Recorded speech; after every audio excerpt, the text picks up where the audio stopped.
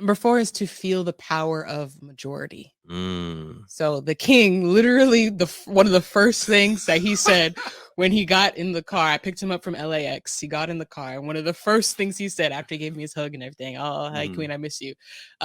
He was like, "Where are all the black people?" Where'd they go? And I was like, of course, I'm like, this looks about normal to what I've been seeing. It's not like there was no black people around. You got the little sprinkles that was as we would normally see in Southern California. Right. But he came, I just imagined the culture shock. I could imagine the culture shock of literally you got on a plane where you are one of many. You are the majority. You are one of everybody else. Yeah. Over 50% of Black Americans are unmarried, and only 2% of Black families in America have a net worth over $1 million. We are on our journey to not only join that 2%, but grow that 2%. Facts. I'm Truvel, creator of Black Wall Street, the board game, with my beautiful co-host. I'm Sinclair, aka the Health Nerd. You can go to our website at them4show.com, our Instagram at them4show, and our YouTube channel at Melanated Married Millionaires in the Making. And welcome to the M4 Show. Number 4 is to feel the power of majority. Mm. So the king, literally, one of the first things that he said when he got in the car, I picked him up from LAX. He got in the car, and one of the first things he said after he gave me his hug and everything, "Oh, hey, Queen, I miss you." He was like, "Where are all the black people?"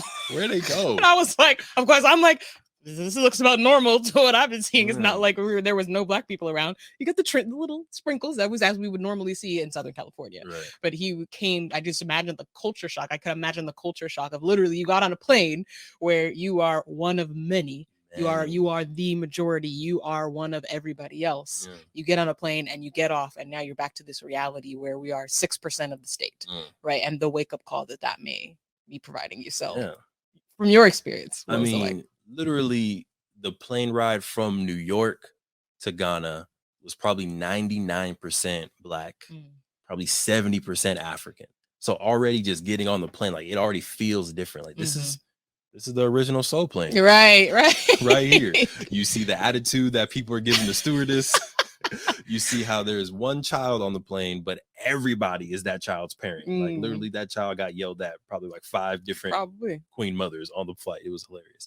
But yeah, it was just a different vibe. And then when you get to Accra, you get to Ghana, 99% of the people are African or Black or African diaspora. So it's just a different feel, right? You look at all the buildings, look at the buses, everything is being run by Africans, by Black people. There weren't people clutching their purse when I went into the elevator, right? No one was afraid of me. Right. That's such a key thing. It's so small. But it's not. Right? But it's like when you walk around in America, in LA, you know, if people seem fearful, like they'll clutch their purse a little bit, they'll grab on their wife, they'll walk the other direction. Like there's weird stuff, but follow you in the stores. They'll follow you around in stores. But yeah, in Africa, it was like you're family. You're here. You're one of us. No one seemed afraid. The elevators were really small. Everyone seemed welcoming, happy. Hey, how you doing? Where you going? Yeah, it's just interesting to not have to actively be aware of your Blackness. So you can literally just be a human. You can just walk through restaurants, hotels, the streets of Africa, not at night, still during the day. It's still, a place. Be smart now, but just be human. Don't worry about, I'm a Black man. How am I looking like this? Are people judging me for my locks? Are people looking at my beard? Like, am I walking too crazy? It's just be. It was, it's a different feeling to be in the majority, to be surrounded by people who look like you. And good stuff. So I do have some notes on that. Real quick shout out to Tim. He said he's taking notes from both of us, hoping that we are having a blessed Sunday. Thank you. Yes, sir. Yes, sir. Oh, and we got a Landu. Definitely a requirement. We're planning a trip as well. Yes. Love it. Love to see it. One of the things what was coming to mind? Dang it. I was talking about being in the majority. Oh, Thank you. I got you. So I was thinking about even like being a Black person in America, the amount of stress it is just to be yourself, the amount of resistance, the amount of just stuff that we deal with just to exist that would be lifted again if we were part of a majority, right? That like you said, I could just be.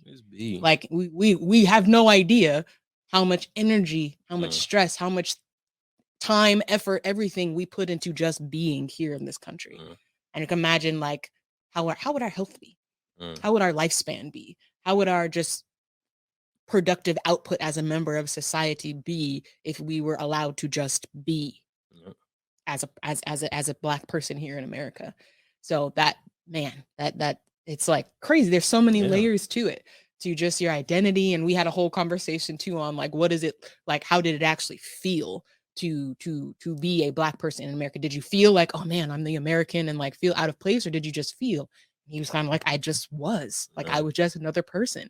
And it's like, how often do we have the opportunity to feel that? All right, we're gonna get back to the episode in a second, but breathe. If you've ever had a brilliant idea, I'm pretty sure everybody just took a breath right there, right? Because we all have amazing ideas. But I got a question for you. What's stopping you from taking that idea and actually making it into a business, actually executing on your brilliance? My name is Truvel, and in 2018, I was able to create, market, and sell my own product while still working a 9 to 5. And through the years, I've taken the lessons we've learned, the expensive webinars that I've gone to, and the dozens of business books that I've read, and I've discovered 7 simple steps to launch your business. If you're ready to take your business idea to the next level and make it real and start making profit from your passion, head to www.launchitcommunity.com and grab yourself the book. We've been able to make it very simple, affordable, and easier than ever to start that business while still working your 9 to 5. And we take entrepreneurs every single Friday and we talk to them. We teach them about how to use social media.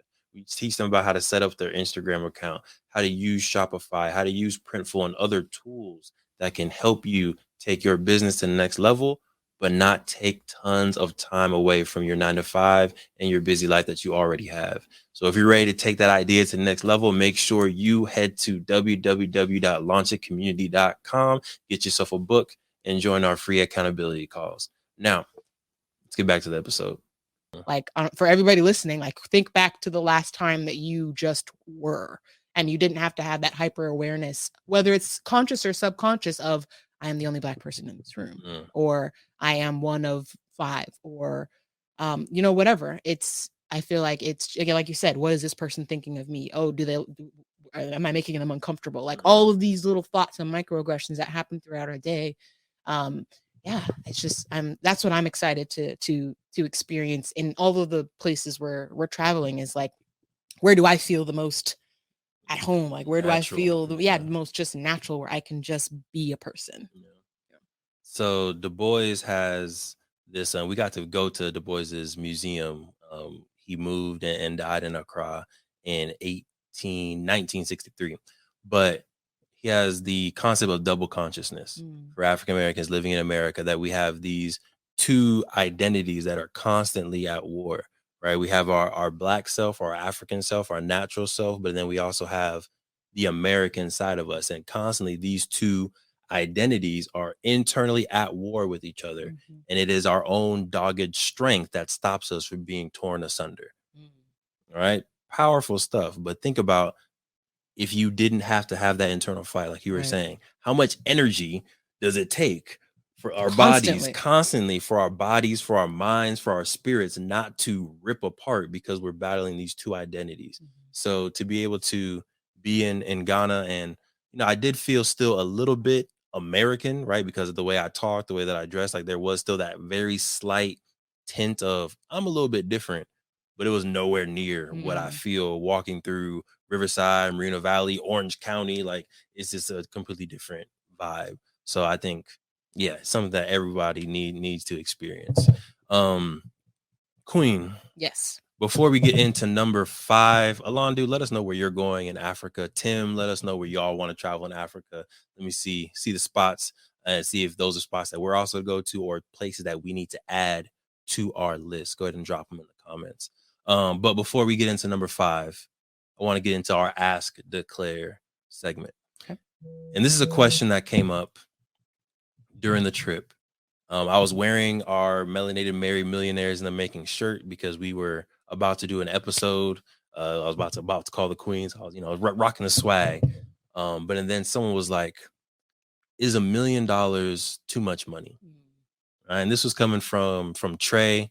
Mad respect. She's very creative, very entrepreneurship mindset, visionary person. Like we're on the same wavelength on a lot of stuff, except for if $1 million is too much money for one person to have. I think it was coming from, we were in Ghana, in Accra, or at this point we were in Cape Coast, and we were seeing how people live happy lives with nowhere close to $1 million. These are people who live literally right on the beach, like steps away from the beach. In California, their real estate would be worth millions of dollars, and they're just sitting there chilling, cooking up some fish, going out into the ocean, grabbing some fish, like just living regular life on easily $1 million worth of real estate, but they seem happy. They seem content. So is $1 million too much? Do you really need $1 million? Queen. Yes. Answer the question. My answer is no. Now, I think it does depend on the amount. I'm not going to say that there is no amount of money that's too much. $1 billion, arguable. Yeah. Arguable. That it's too much for one person to have, because that's a lot of power too. But $1 million, in my very humble opinion, in today's society, I do not think, and in this country, in this state, that is not too much money. Now, going back to some lyrics that I like to quote you on, and I want to get them right this time. Because your boy got bars. Money only multiplies the motives that's inside of you. Yes. Okay. All right. I got to write that time. So left side with a scheme looking for a roof. Money only multiplies the motives that's inside of you. So if you as a person have shady motives, maybe you don't need $1 million because it's going to be a lot of power. And if you're going to do bad with $50, you're going to do even more bad with $1 million. Listen, if you got a bad scheme with $50, yeah, you're an evil looking genius. Good for you, right? But if you are a person with good intentions who puts good out into the world with $50, then you are only going to put more good out into the world with $1 million. So I feel like that mindset kind of comes from the fear of, or from the old mindset that money is the root of all evil.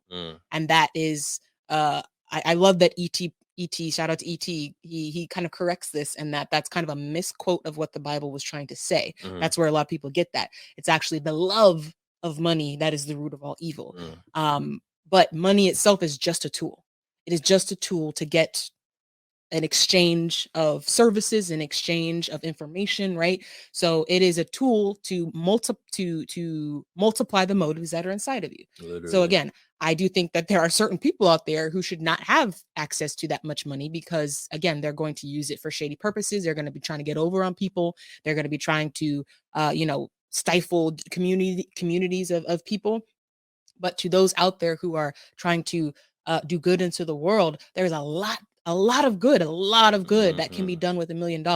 We were just talking about E.T., right? He sends people to college. Yep. He, helps people with medical bills. Like he does all of these things that he would not be able to do if he didn't have access to that money. So, and as a nutshell, my answer is no. $1 million is not too much for a person with good motives. Oh, yeah, agreed. Y'all let us know what you think about that. Is $1 million too much, or is it too little? How much money is enough, right? Thank you for supporting the M4 show and our mission to increase the wealth of Black families. If you received any value from this episode, any value at all, any, do us a favor and give us a like and subscribe on YouTube and Apple, Spotify, All them. Anything, all of them, All them. all of them. Wherever you listening, go ahead and like and subscribe. And after you like and subscribe, make sure you send this episode to at least one family that you really want to see win. We'll catch y'all next time.